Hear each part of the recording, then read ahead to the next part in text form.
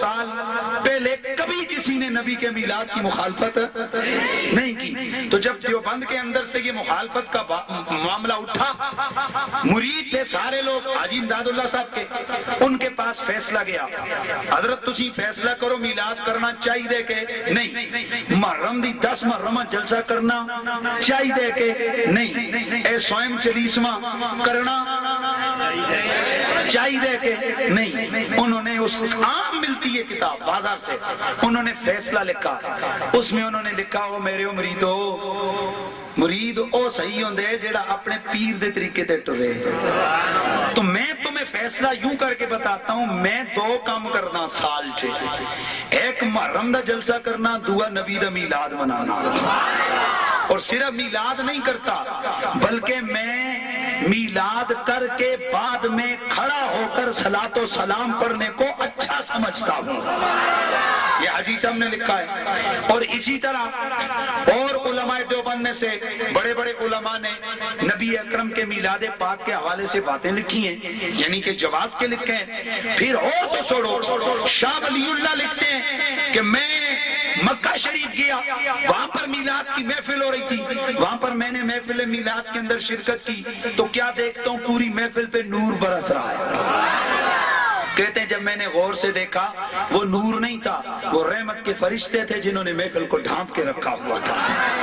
اور خود شاہ ولی اللہ صاحب آپ انفاس العارفین کے اندر آپ پیج نمبر 181 سے لے کے آگے پورے تقریباً 15-20 صفحے نبی کے میلاد کے بارے میں لکھتے ہیں. اور وہ لکھتے ہیں میرے ابا جی ہر سال میلاد کرتے تھے.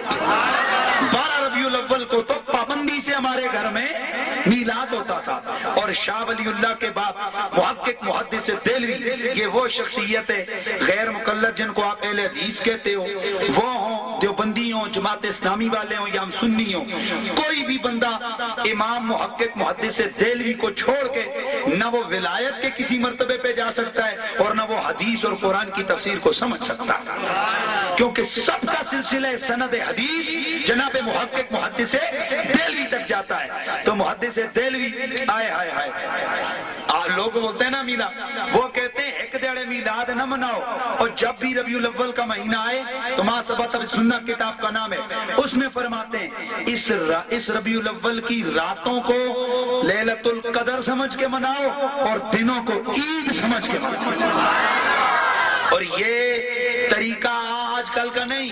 کہتے ہیں لا یزال اہل الاسلام یحتفلون فی شہر مولد النبی صلی اللہ علیہ وآلہ وسلم.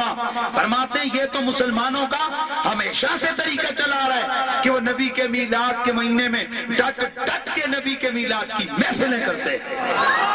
یہ کون لکھتا ہے؟ شاہ عبدالحق محدث دہلوی رحمت اللہ تعالی. کتاب کا نام ما ثبت بالسنہ.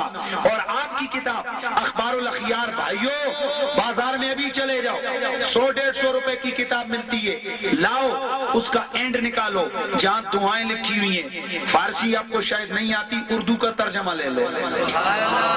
کیا بولا؟ اردو کا ترجمہ لے لو. آخر کے اندر شاہ عبدالحق محدث دہلوی رحمت اللہ تعالی علیہ آپ کیا لکھتے ہیں؟ آپ اللہ کی بارگاہ میں دعائیں کرتے ہیں، دعائیں مانگتے ہوئے ایک دعا مانگتے ہیں، غور سے سننا. لکھتے ہیں او میری اللہ،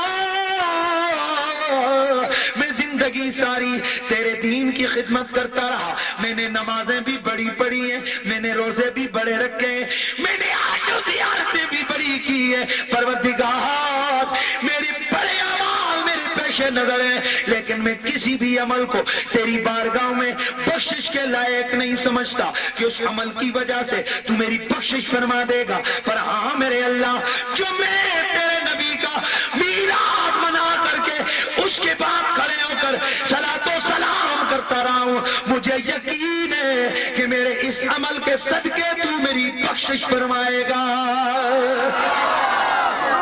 یہ کون کہتا ہے؟ اونچا بولو یار. شاہ عبدالحق محدث دہلوی. شاہ اور اس کے علاوہ امام سیوطی 5 کتاباں لکھیاں نبی دے میلاد. کتنیاں؟ ابن جوزی محدث 5ویں صدی دے جڑے ہیں، 5ویں صدی کا بندہ ہے. دلائل النبوہ کے مصنف علامہ ابو نعیم 4تھی صدی کے محدث ہیں. چوتھی دے 5ویں صدی دے جنے. تو یہ جو جناب اور اس کے علاوہ امام قسطلانی، امام عسقلانی، امام ابن حجر مکی حیثمی، بڑے بڑے جلیل القدر محدث علماء فقہاء، وہ یہی لکھتے چلے گئے کہ نبی کے میلاد کی محفل میں آیا جایا کرو، اس سے نبی کا پیار اور محبت بڑھتی ہے.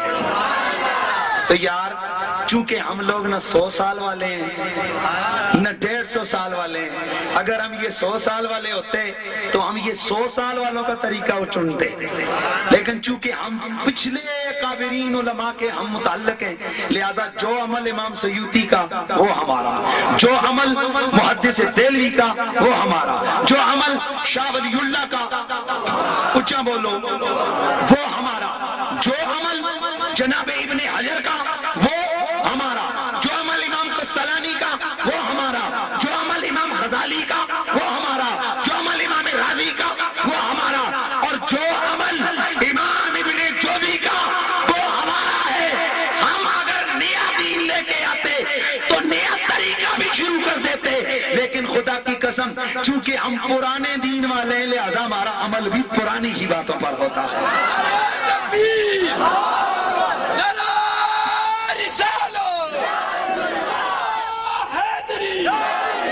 اسی لیے ہم کہتے ہیں کہ صدائیں درودوں کی آتی رہیں گی، صدائیں درودوں کی آتی رہیں گی، جنہیں سن کے دل شاد ہوتا رہے گا. خدا سنت کو آباد رکھے، خدا اہل سنت کو آباد، خدا اہل سنت کو آباد رکھے. میرے آقا کا میلاد ہوتا رہے گا. لوگوں میلاد کس کو کہتے ہیں؟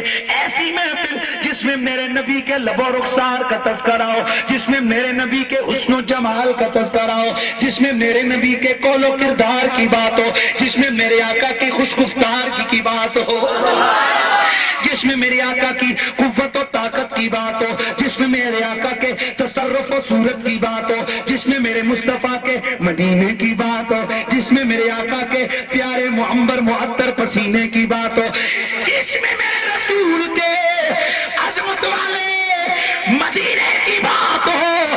ایسا پروگرام، ایسا جلسہ جس میں نبی کا ذکر بیان ہو، ایسی محفل کو میلاد کہتے ہیں.